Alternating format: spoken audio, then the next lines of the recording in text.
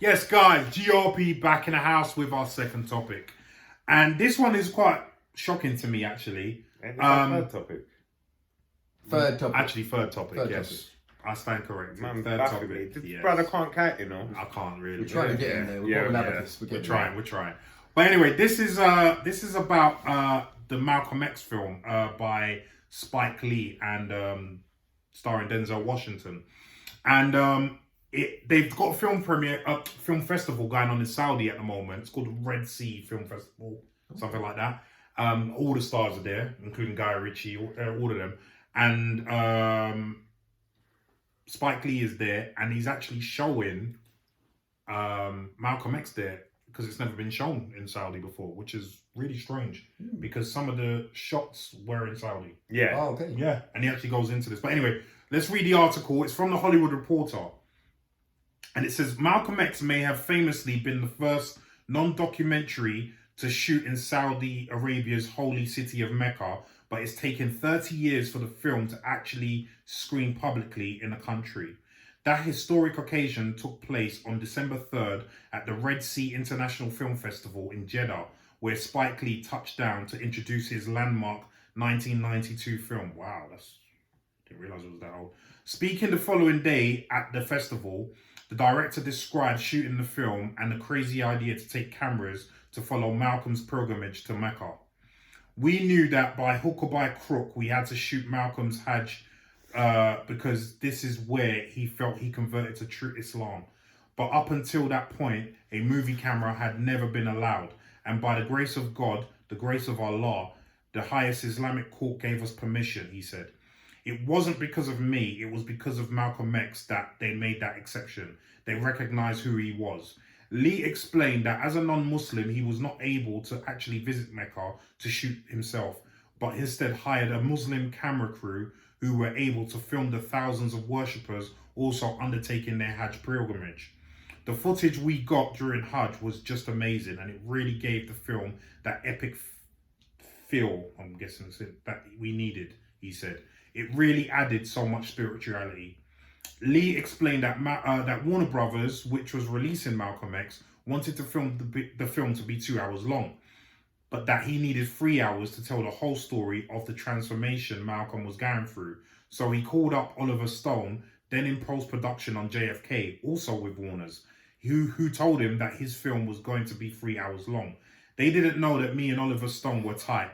Lee also addressed the fact that Denzel Washington was tipped to win an Oscar for Malcolm X, claiming that the Academy has a history of overlooking films. However, he said that those performances still live on. No one is watching Driving Miss Daisy today. No one is watching Green Book today. He's got a frigging good point.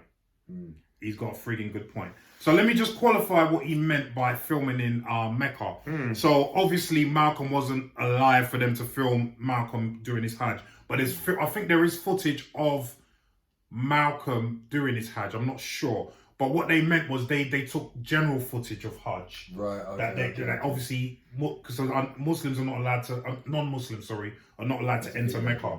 Yeah, so obviously that's why you had to hire a Muslim film crew to film the pilgrimage scenes. And he's very right when he says that, you know, the Academy overlooked him. He should have won the Oscar that year.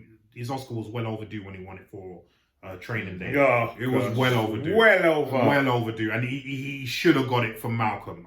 He should have got it from Malcolm X. He went for a load of films. A load of films, but Malcolm X was the strongest. I mean, no other film should have stood a chance. No other actor should have stood a chance that year.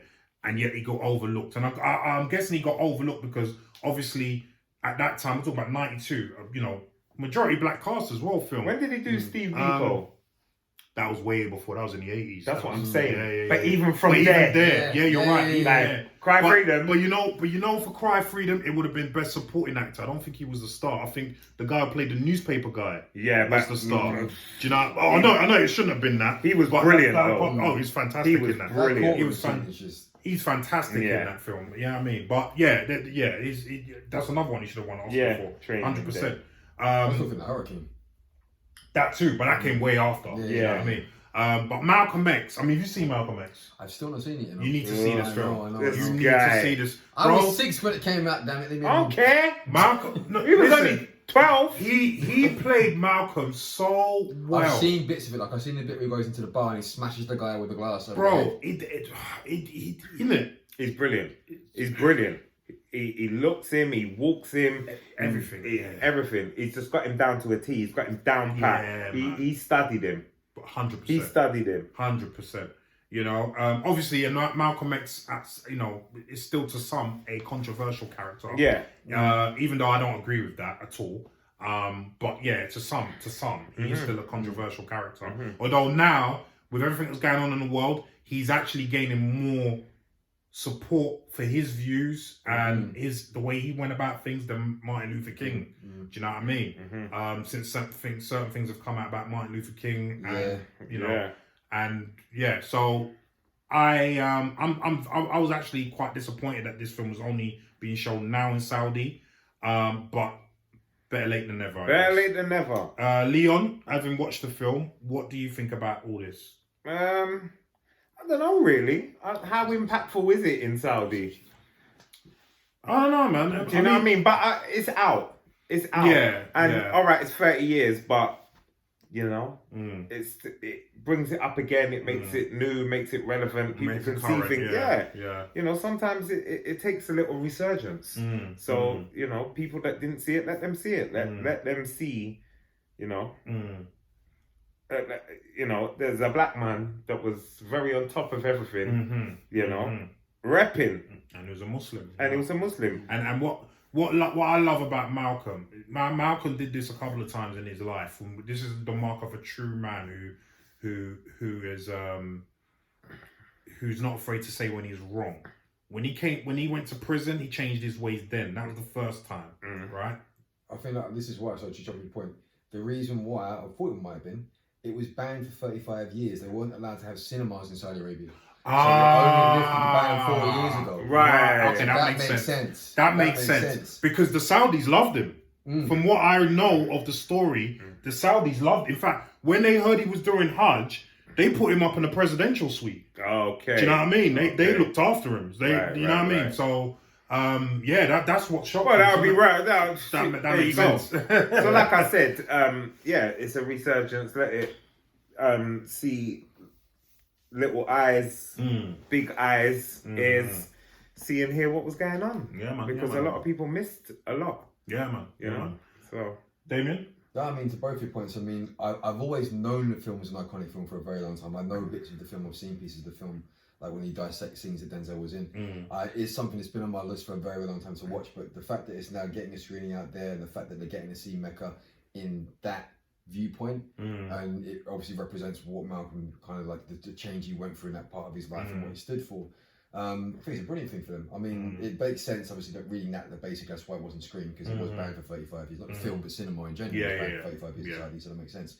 But the thing that struck me was the fact that he had to. Learning that little tidbit about him calling up Oliver Stone and being like, they ain't letting me make no 3-hour movie, man. Yeah. Let me talk to him for you. Listen to me, you expect 3 years, motherfucker? Yeah, man. That's why you gotta love these guys. They all know each other. Do you know what I mean? Like, do you know, as actors ourselves, we know the acting world is a very small world. Very insular.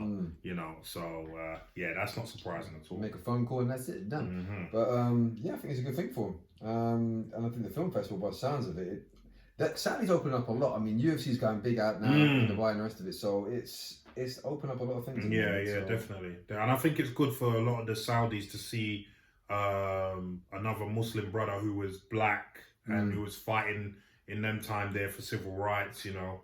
Yeah, because it gives you a different spin on how life is outside in terms of what's being fought for. But guys. I mean, Malcolm X. Have you seen it?